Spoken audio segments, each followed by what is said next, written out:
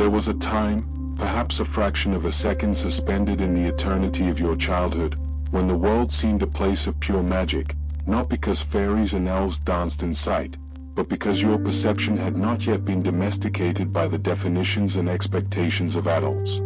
Do you remember, perhaps, the rough texture of a tree trunk under your little fingers, and how that bark seemed to contain ancient secrets? Or the sound of the wind whistling through a crack in the window on a stormy night, not as something frightening, but as the wild voice of nature itself telling stories that only the heart could understand.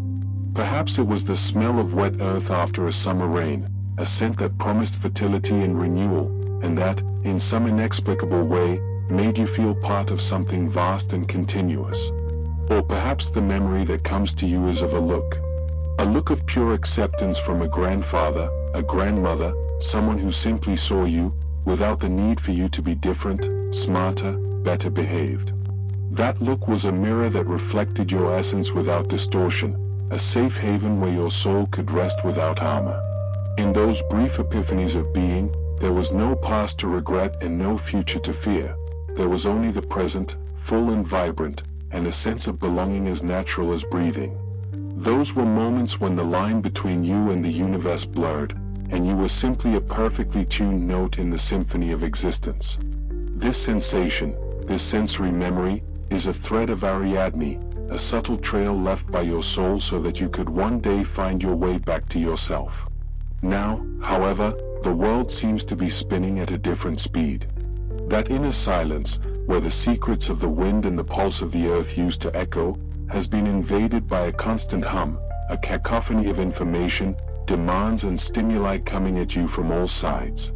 Your gaze, once free to lose itself in the immensity of the sky or the minutiae of a leaf, is now often captured by screens that promise connection but often deliver only a simulacrum of it. There is a rush in the air, a manufactured urgency that makes us feel that we are always late, always owed something, always short of an unattainable goal. And in the midst of this rush, the incessant search for productivity, for recognition, for an ideal of happiness that always seems to lie in the next click, the next purchase, the next achievement, a part of you feels out of place. It's a subtle discomfort, almost imperceptible in the hustle and bustle of everyday life, but one that emerges in the cracks, in moments of forced stillness, or in the silence of the early hours of the morning, when the distractions quieten down and the soul dares to whisper its concerns. Where did that feeling of wholeness go? She asks. Where has that ability to simply be, to marvel at the small, to feel life pulsating in every moment, been lost? This voice, often drowned out by the tyranny of reason or the fear of vulnerability, is the guardian of her deepest truth.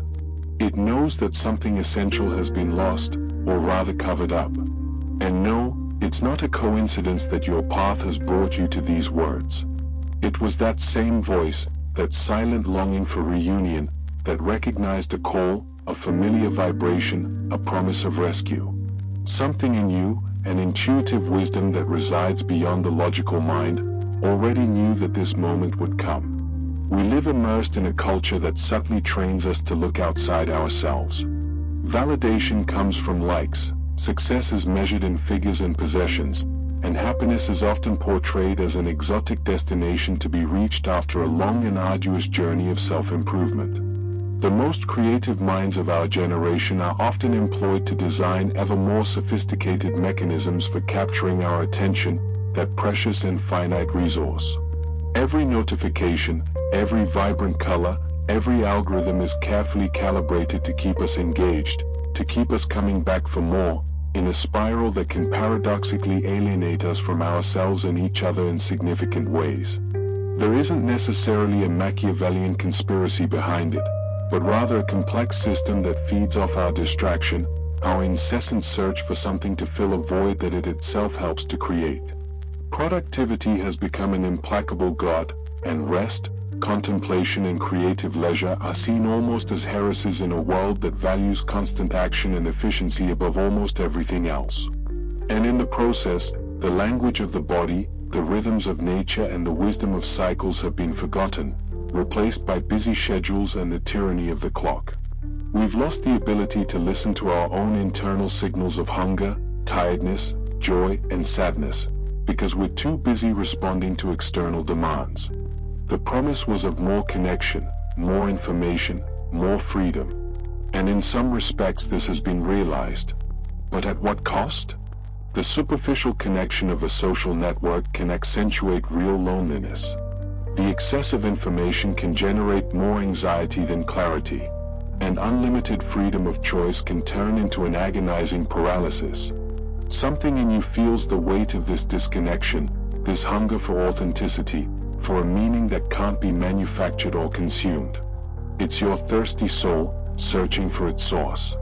But herein lies the beauty and the mystery. You were never truly broken, only buried. Like an ancient city covered by the sands of time, your essence remains intact, awaiting the archaeology of your own consciousness.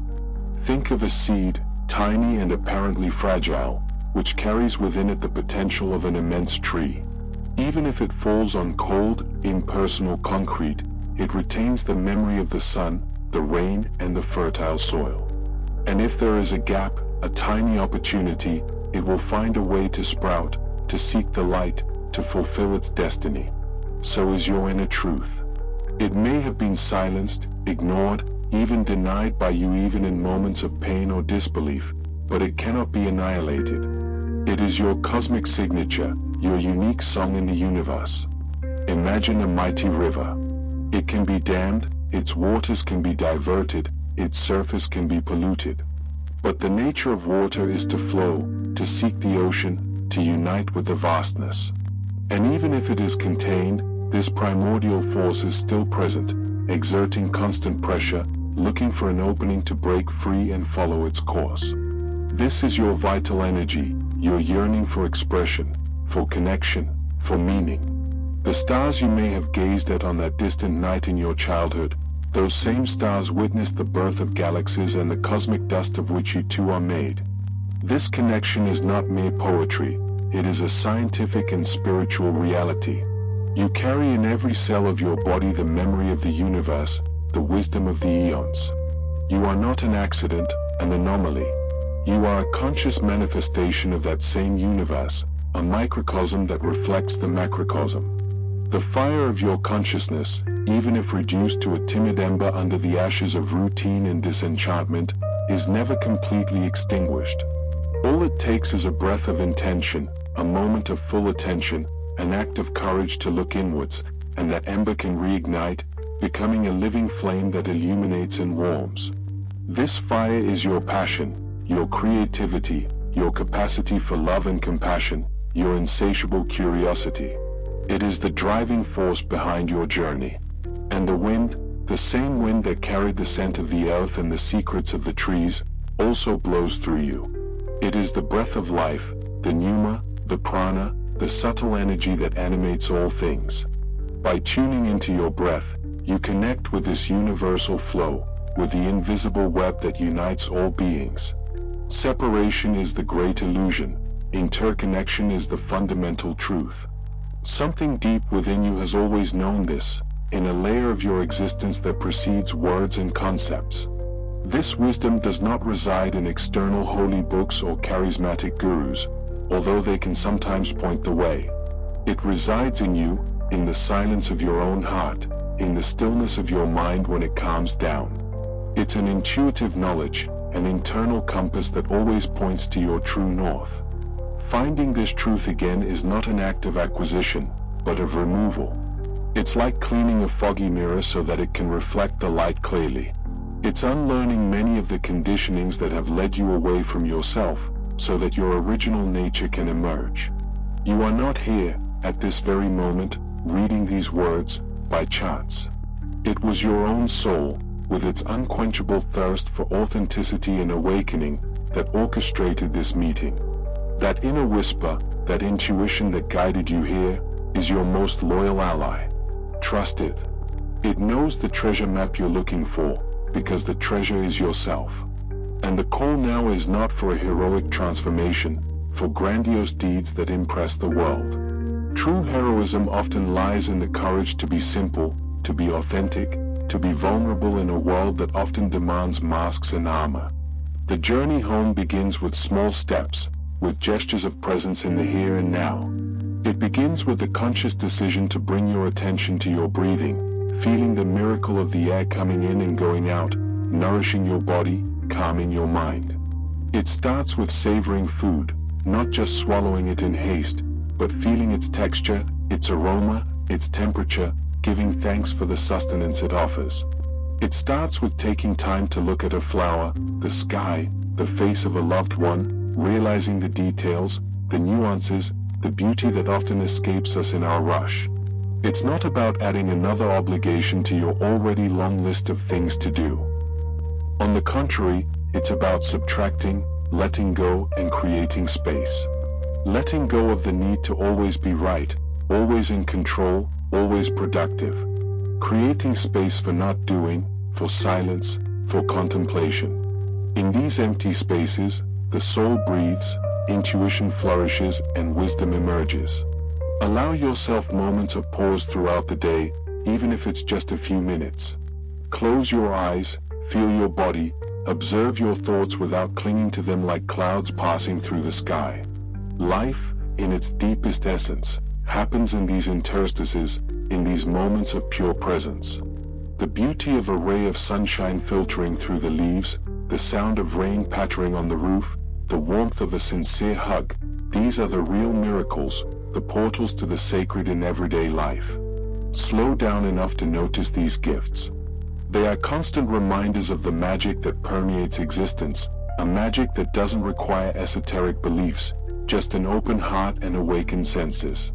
There is no final destination to be reached, no definitive enlightenment that will put an end to all your struggles. The journey of awakening is a continuous process, a dance between light and shadow, between clarity and confusion. Be gentle with yourself on this path. There will be days when you feel connected and full, and others when the old feeling of disconnection returns. That's human. Just keep returning, gently and persistently, to your inner anchor, to your breath, to your center. Every moment of conscious presence is a victory, a reaffirmation of your commitment to yourself. You don't have to be huge to matter. You don't need to perform extraordinary feats to have value. Your simple existence, with its unique combination of talents, pains, joys, and dreams, is already a miracle. The greatest transformation you can offer the world is the quality of your own presence, the authenticity of your being. When you are awake, when you live from your center, this energy radiates naturally, touching those around you in ways you may never fully know. Like a small light bulb that, when switched on, illuminates a dark corner, your conscious presence contributes to the light of the world. Always remember, something in you already knew. This ancestral wisdom is your compass, your refuge, your strength. Listen. At the core of your being, there is a silence that is more eloquent than all words. There is a peace that transcends all understanding. There is a love that is your true nature. You just need to be awake to recognize it. And this awakening, this rediscovery of who you truly are, is not a future event. It has already begun. It's happening now, in this breath, in this instant.